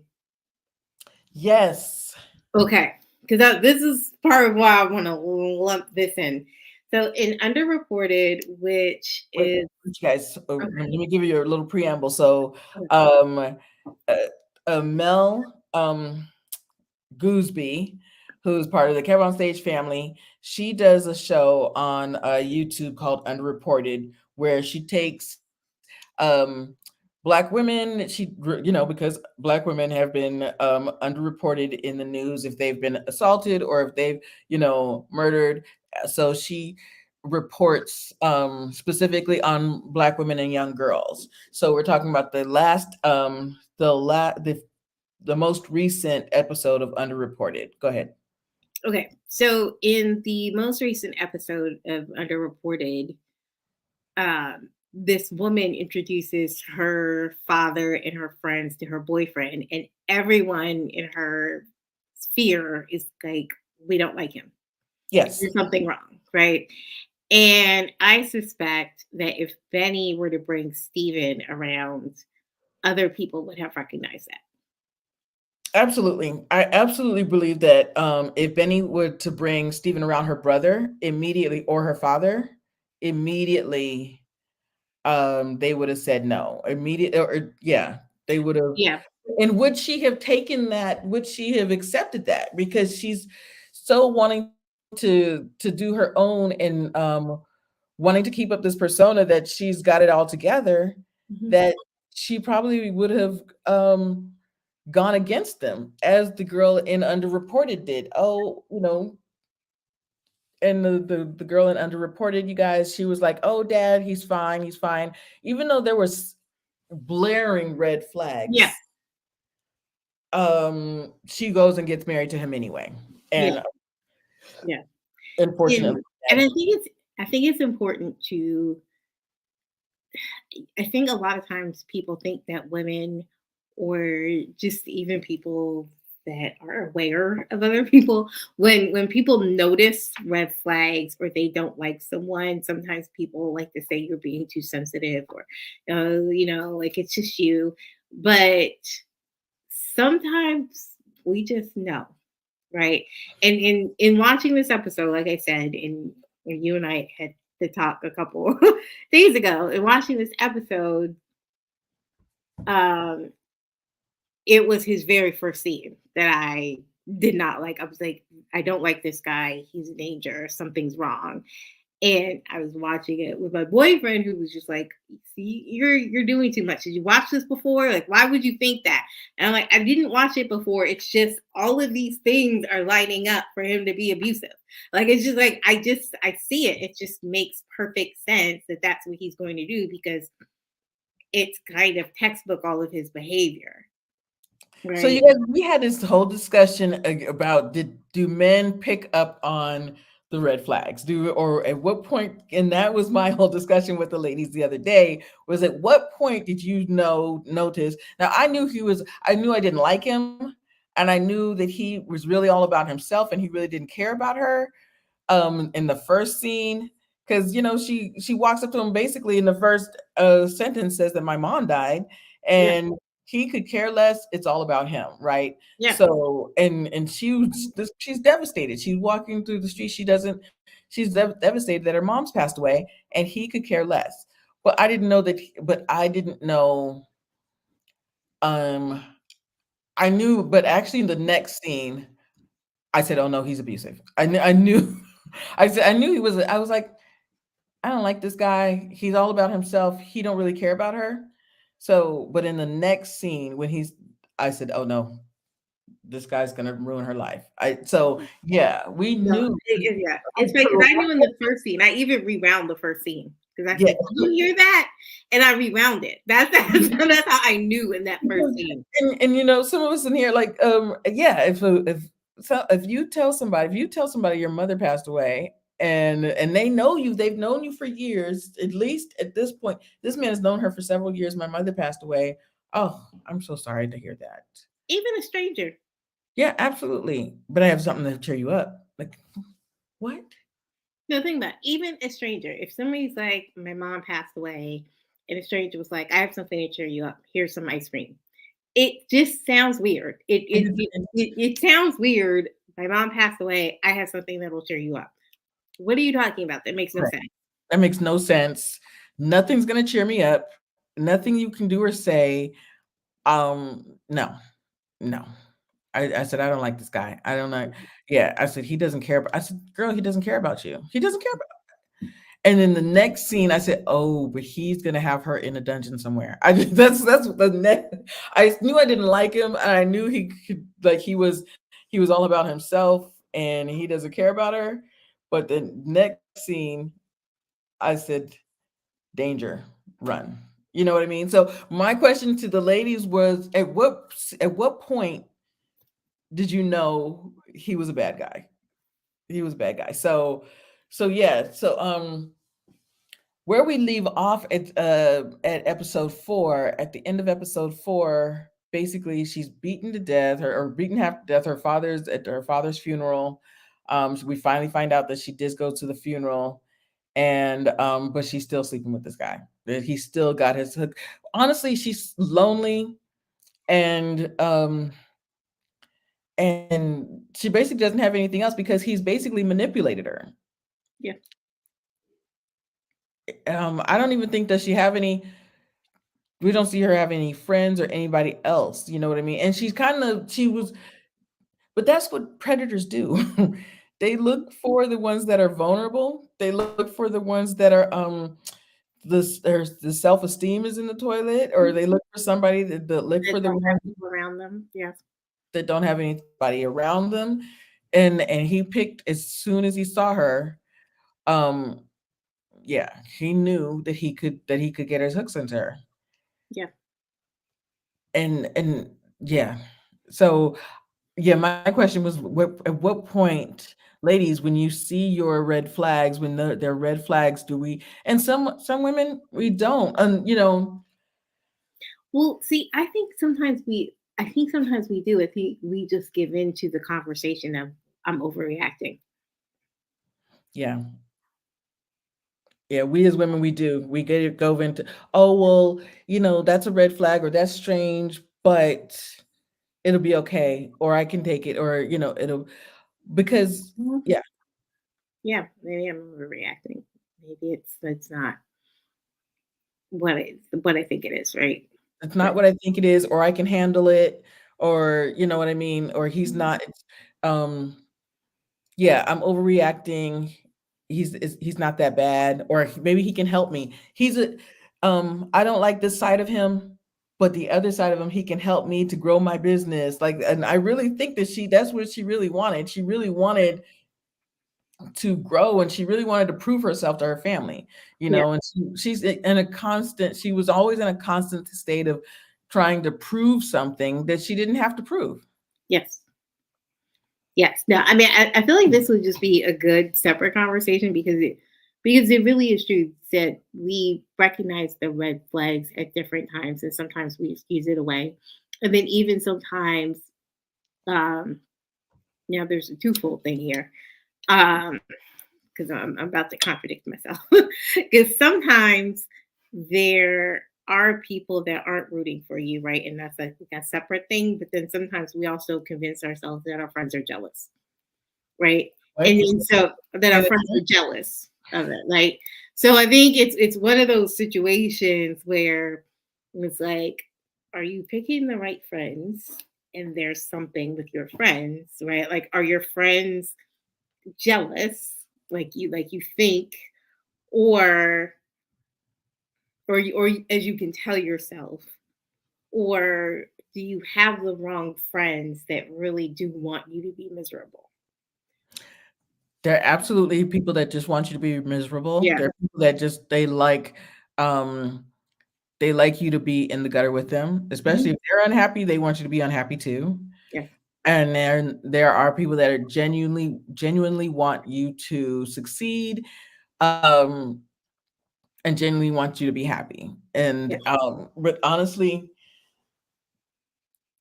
unfortunately, what's her name? Benny. Benny is basically her mother. Like she's taken Yeah. on this Yeah. because No friends. she has no friends. She's no basically she's had to hide within herself Mhm. because unfortunately, this as you said, you don't even know yourself anymore, right?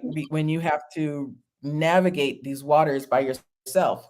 And Benny has now um she only had her husband, and then when he passes away, she had no or not but Benny, but Coventine, she had nobody, right? So to your point, when you don't have the right people around you, you are susceptible, you're vulnerable to the wrong people, Yeah. right? You don't know who's genuinely there for you or wanting to or someone that's jealous or somebody that wants you down in the gutter with them. Mhm. And that's another thing I also was thinking and maybe I'm reaching, but a lot of times these predators or these, abusers, this man, why does he want to sell her painting? I said he probably is having all kinds of gambling issues, or he's got all kinds of issues that she has no idea about, and he's using. I was like, he's using her. I said he's Yeah. probably broke.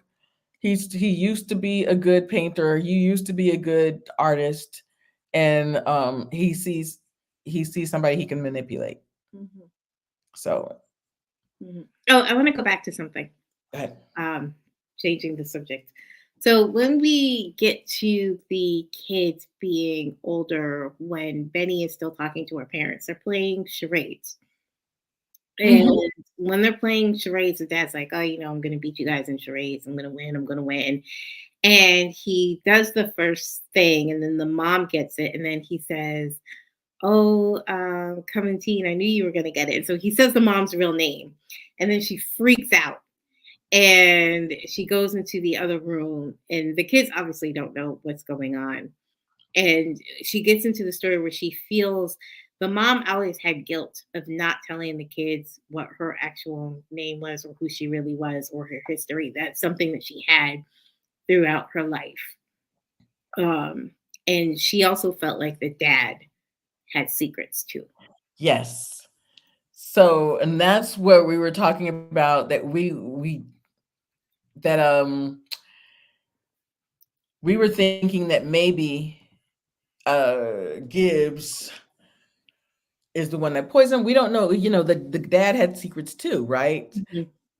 So I was like, when she said the dad had secrets too, it may not be. I said, I didn't think it had to do with the poisoning at first. I was like, it may not be the poisoning. He might have a secret, because he's had this time to um, be a lawyer or go to law school. He's had this time, right? He's had this time away before Coventine slash Eleanor came back into his life. What secrets do you think he's hiding? I think he might have had hands in killing Little Man. That's what I thought too. But then I thought it might have been that because he was really concentrating when I say that he was lurking at the reception, he was specifically concentrating on Coventine and Little Man's table. Like that's where he was looking. He wasn't looking anywhere else. He was concentrating right there. Mhm. Um, but then of course the her caretaker Pearl made the cake. Um, it wasn't. I just don't think it was her dad. Her dad. I just don't think it was her Yeah, I dad. don't believe for that either. I don't think it was her dad. But then I don't know why, but that just came. I was like, because Bunny had so many other things going on. I said, she's the one that's incognito. She's the one that nobody's thought about. She's the one that's hiding all kinds of, like, she's the one Yeah. that's hiding her sexuality. She's the one that's, going through it. I said, I wonder if she's the one that we're not thinking of. The other night I said maybe she might.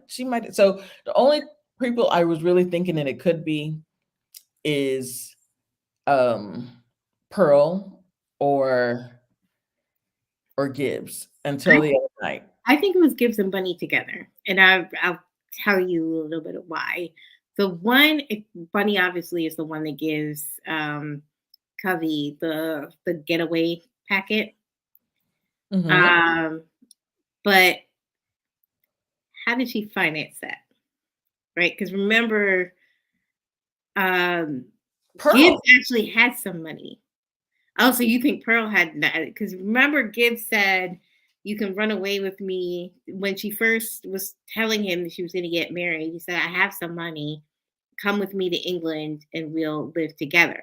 So I Right. think he used that money to get her passport and the boat trip and the boat ticket. Hmm. I think, and I gotta sneeze. Okay. Excuse me. Yep. I think thank you. The only people that knew, and that's another thing Bunny said, when she was leaving, when she washed up on that ocean after she was hiding. Bunny said the only people that knows that you could be still alive is Pearl and myself, and me and Pearl. Everybody else thinks you're dead. That's true. So I thought Pearl got the clothes, got her something to eat, and Pearl had her picture, put a picture on the passport and put her with her mother's maiden name, and took care of it. That's what I thought.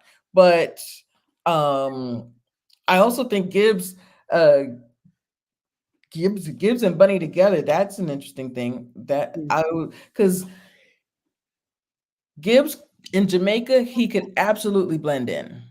He could have absolutely blend in, come into the night and just, I don't know. I don't know. I Yeah, Bunny and Gibbs together is interesting. it's a big mystery, and as we're watching the show now, we know nearly nothing about Gibbs, even as an adult. Like, we just barely squeezed out that he was a civil rights attorney. Honestly, that is one of my Yeah.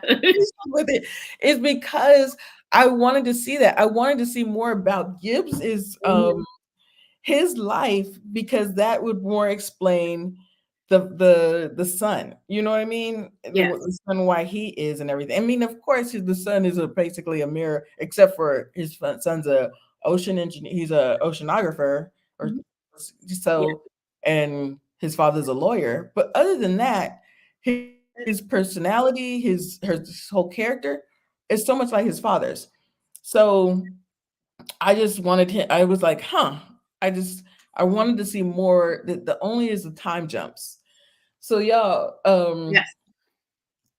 to end this has gone a couple. This has gone a couple of hours now. Next week's is not going to be 2 hours, because now we It's one basically had episode. to, yeah, we had to do 4 episodes in one show tonight. So next week we're gonna just do episode 5, and then the next week episode 6.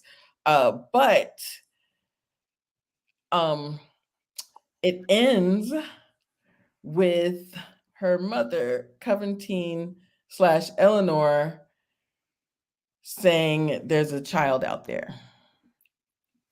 Yes. But she had a third baby. And she had a third baby. And Mhm.